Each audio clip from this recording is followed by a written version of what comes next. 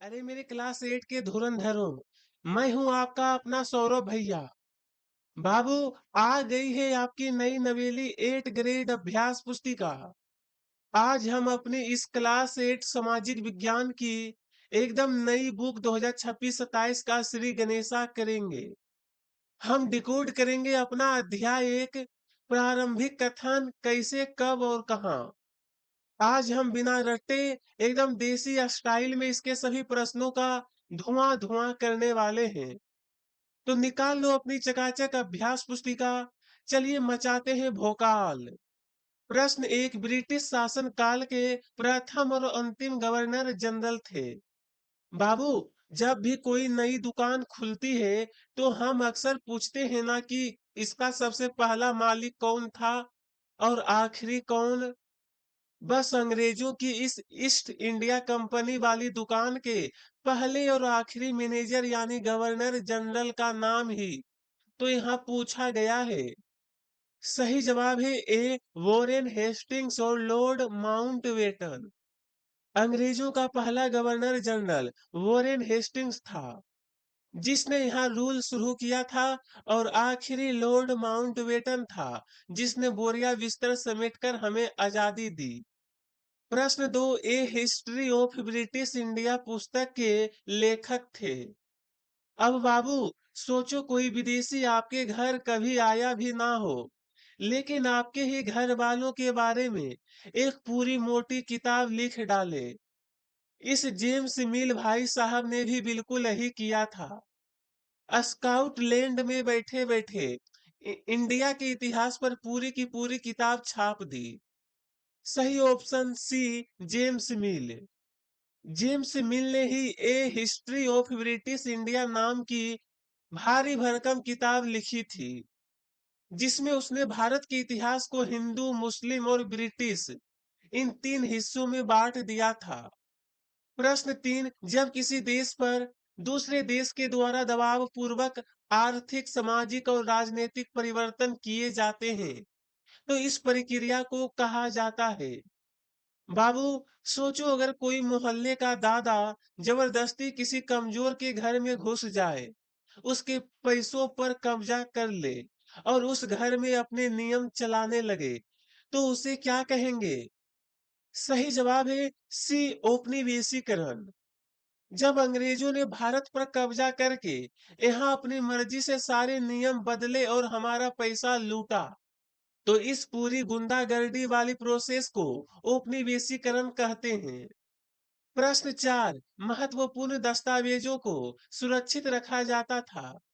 अब बाबू, जैसे मम्मी अपने महंगे गहने और घर के जरूरी कागजात बैंक के लॉकर में एकदम सेफ रखती है ना, बिल्कुल वैसे ही अंग्रेजों को भी अपने जरूरी सरकारी कागज, लेटर्स और फैसले सुरक्षित रखने के लिए एक एकदम तगड़े लॉकर की जरूरत पड़ती थी।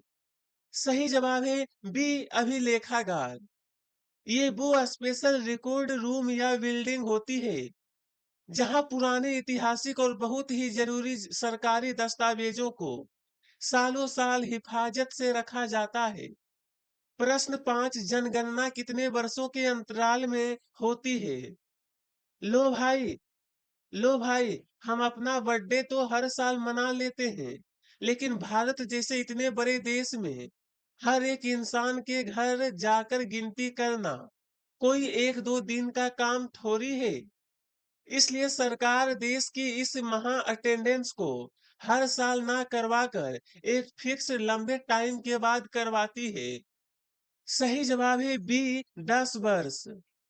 पूरे देश के लोगों की गिनती करने को जनगणना कहते हैं, और ये हमेशा हर 10 साल के गैप में होती है, ताकि पता चले कि अपनी ये इंडिया फैमिली कितनी बढ़ गई है। प्रश्न 6 का ए, ब्रिटिश काल में हिंदुस्तान का पहला नक्शा ने बनाया। बाबू, जब हम कहीं नई जगह जाते हैं तो गूगल मैप्स खोलते हैं ना, पर अंग्रेजों के पास मोबाइल नहीं था, इसलिए उन्होंने इस आदमी से पूरे हिंदुस्तान का पहला नक्शा बनवाया था। सही जवाब है जेम्स रेनेल। अंग्रेजों के कहने पर जेम्स रेनेल ने ही सबसे पहली बार भारत का नक्शा तैयार किया था ताकि वह यहाँ आराम से अपना राज चला सके। प्रश्न बी, अर्थशास्त्री जेम्स मिल का निवासी था। अभी हमने इस जेम्स मिल की बात की थी, जिसने इंडिया आए बिना ही यहाँ की हिस्ट्री लिख दी थी। तो आखिर ये महान इंसान किस देश के सोफे पर बैठकर ये सब टाइप कर रहा था? सही जवाब है स्काउटलैंड। जेम्स मिल स्काउटलैंड का रहने वाला था, जो ब्रिटेन का ही एक हिस्सा है। वहीं बैठकर उसने वो भारी भरकम किताब लिखी थी। प्रश्न सी, भारत में रेलगाड़ी का प्रचलन में शुरू हुआ था। छुक छुक गाड़ी का सफर सबको पसंद है ना? पर क्या आपको पता है कि अपने इंडिया में ये छुक छुक गाड़ी सबसे पहली बार किस साल पटरियों पर दौड़ी थी? अंग्रेजों ने अपने फायदे के लिए 1853 में मुंबई से ठाणे के बीच भारत की पहली रेलगाड़ी चलवाई थी। प्रश्न D, A history of British India में भारत के इतिहास को भागों में बांटा गया है। बाबू, जेम्स मिल ने अपने किताब में पूरे इंडियन इतिहास के एकदम पिज्जा की तरह टुकड़े कर दिए थे। बस आपको बताना है कि उसने इसे कितने स्लाइस में काटा था। सही जवाब है 3। जेम्स मिल ने भारत के इतिहास को हिंदू, मुस्लिम और ब्रिटिश इन 3 अलग-अलग भागों में बांट दिया था। प्रश्न ई, लॉर्ड वेरेन हेस्टिंग्स सन में भारत के गवर्नर जनरल बने। अभी हमने पढ़ा था कि वॉरेन हेस्टिंग्स अंग्रेजों की ईस्ट इंडिया कंपनी वाली दुकान का सबसे पहला मैनेजर यानी गवर्नर जनरल था। तो बस ये बताओ कि उसने ये गद्दी किस साल संभाली थी? सन 1773 में भारत का पहला गवर्नर जनरल बना था। प्रश्न 7, इतिहास के आधुनिक काल को विकास का युग क्यों कहा जाता है? बाबू, पुराने जमाने में लोग बैलगाड़ी से चलते थे और चिट्ठियां लिखते थे। फिर अचानक से ट्रेनें आ गई, फैक्ट्रियां खुल गई और विज्ञान तेजी से भागा। इस जादू को तो विकास कहते हैं। उत्तर, क्योंकि आधुनिक काल में विज्ञान, तर्क, लोकतंत्र, स्वतंत्रता और समानता जैसे नए विचारों का तेजी से विकास हुआ था। जब दुनिया में नई नई मशीनें, साइंस और आजादी जैसी चीजें तेजी से बढ़ने लगी, तो उसी टाइम को इतिहास का आधुनिक काल या विकास का युग मान लिया गया। प्रश्न 8, सुलेखन बीस किसे कहा गया है? बाबू, आजकल तो हम कंप्यूटर से तुरंत प्रिंट आउट निकाल लेते हैं, पर जब प्रिंटर नहीं थे तो सरकार को ऐसे टैलेंट लोगों की जरूरत थी जिनकी हैंड राइटिंग एकदम मोतियों जैसी सुंदर हो। इसका उत्तर, ऐसे लोग जो बहुत सुंदर और साफ लिखावट में महत्वपूर्ण दस्तावेजों की नकल यानी कॉपी लिखते थे, उन्हें सुलेखन बीस कहा जाता था। सुलेख मतलब सुंदर लिखना।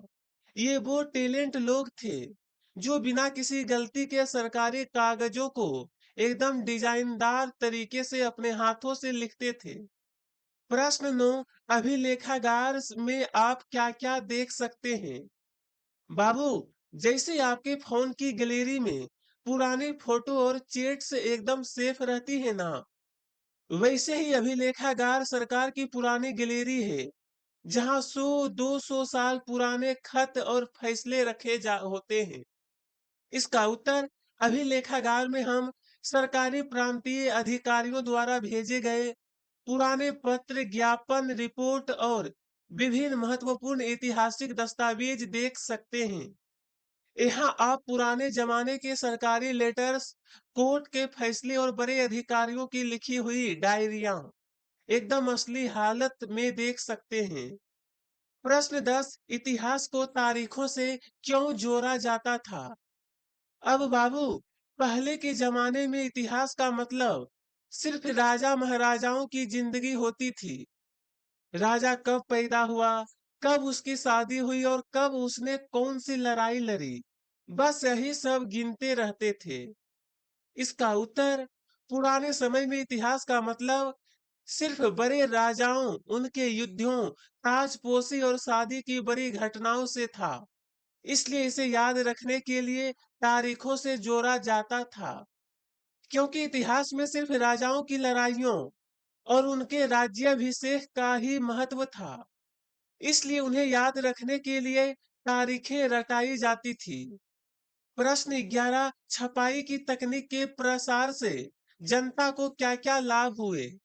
लो भाई, जब प्रिंटर और अखबार आ गए, तो लोगों को देश दुनिया की खबरें सुबह-सुबह चाय के साथ मिलने लगी।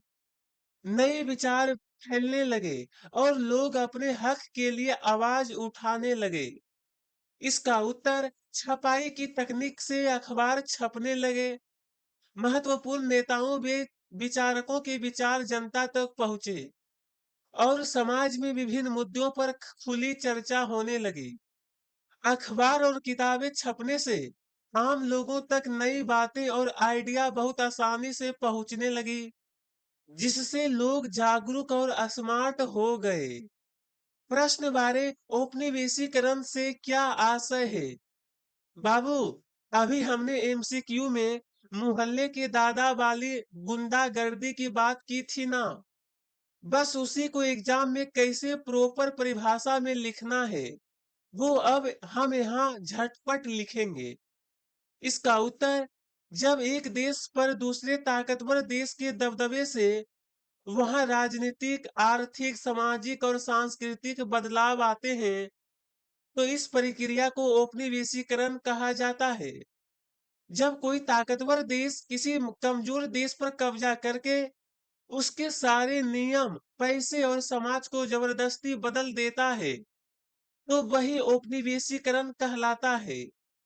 प्रश्न 13, जब हम इतिहास या कहानी लिखते हैं, तो उसे टुकड़ों या अध्याय में क्यों बांट देते हैं? बाबू, सोचो, अगर कोई 3 घंटे की फिल्म बिना किसी इंटरवल और बिना गाने के लगातार चलती रहे, तो बोरियत से नींद आ जाएगी ना। बस इतिहास की लंबी कहानी को भी मजेदार और समझने लायक बनाने के लिए उसे छोटे छोटे एपिसोड या अध्यायों में बांट दिया जाता है। इसका उत्तर, इतिहास या कहानी को टुकड़ों या अध्यायों में इसलिए बांटा जाता है ताकि पहला, हर अध्याय का अपना एक स्पष्ट विषय हो। दूसरा, घटनाओं को एक सही क्रम में आसानी से समझा जा सके। तीसरा, कहानी बोझिल ना लगे और लंबे समय तक याद रहे। छाप लो अपनी अभ्यास पुस्तिका में। इतिहास की किताब कोई बोरिंग ग्रंथ ना लगे, इसलिए उसे छोटे छोटे हिस्सों में बांटते हैं, ताकि हर घटना का आपस में सही कनेक्शन एकदम आसानी से समझ आ जाए। प्रश्न 14, जनगणना द्वारा किस प्रकार की जानकारियां एकत्रित की जाती है? अब बाबू, जब स्कूल में टीचर अटेंडेंस लेते हैं, तो सिर्फ आपका नाम पूछते हैं, लेकिन सरकार की इस महा अटेंडेंस में आपके घर में कितने लोग हैं, क्या काम करते हैं, सब कुछ एकदम डिटेल में पूछा जाता है। इसका उत्तर, जनगणना के द्वारा भारत के सभी प्रांतों में रहने वाले लोगों की कुल संख्या, उनकी जाति, इलाके, धर्म और व्यवसाय के बारे में विस्तृत जानकारियां एकत्रित की जाती है। सरकार को देश चलाने के लिए पता होना चाहिए ना कि देश में कितने लोग हैं, वो कौन सा धर्म मानते हैं और क्या क्या नौकरी करते हैं। बस यही सब जनगणना में रिकॉर्ड होता है। प्रश्न 15, जेम्स मिल द्वारा अपनी किताब में मुख्य रूप से किन बातों को उल्लेखित किया गया है? लो भाई, फिर से आ गया ये जेम्स मिल। इस विदेशी आदमी को लगता था कि हम इंडियंस एकदम पिछड़े हुए हैं और सिर्फ अंग्रेज ही हम पर राज करके हमें सभ्य बनाकर अकल सिखा सकते हैं। उत्तर, जेम्स मिल की किताब की मुख्य बातें। पहला, उसने भारत के इतिहास को हिंदू, मुस्लिम और ब्रिटिश काल में बांटा। दूसरा, उसका मानना था कि एशियाई समाज यूरोप से पीछे है।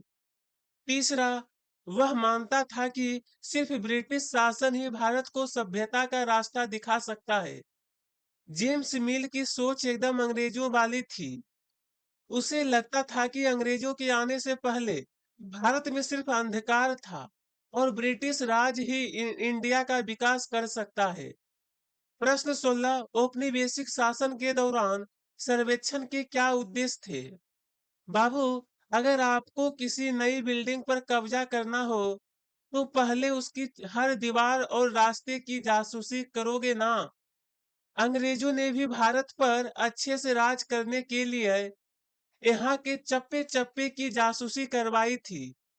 इस प्रश्न का उत्तर, अंग्रेजों का मानना था कि किसी देश पर सही ढंग से शासन करने के लिए उसे अच्छी तरह जानना जरूरी है। इसलिए उन्होंने भारत की धरती, मिट्टी, पेड़ पौधे और जीव जंतुओं और स्थानीय इतिहास का नक्शा बनवाने के लिए सर्वेक्षण करवाए। अंग्रेजों ने पूरा इंडिया का एकदम बारीकी से सर्वे करवाया ताकि उन्हें पता चल सके कि कहां से कितना टैक्स लूटना है और देश को कैसे हमेशा अपने कंट्रोल में रखना है। लो बाबू, कर दिया ना अध्याय 1 का एकदम परमानेंट वाला धुआं धुआं। उम्मीद है नई नवेली 8 ग्रेड अभ्यास पुस्तिका के इस नए सफर में आपको एकदम लल्लन टोप मजा आया होगा। वीडियो को लाइक ठोक कर अपने सारे दोस्तों में शेयर कर दो। मिलते हैं अगले चैप्टर के अखाड़े में। तब तक के लिए बाय बाय मेरे शेरों।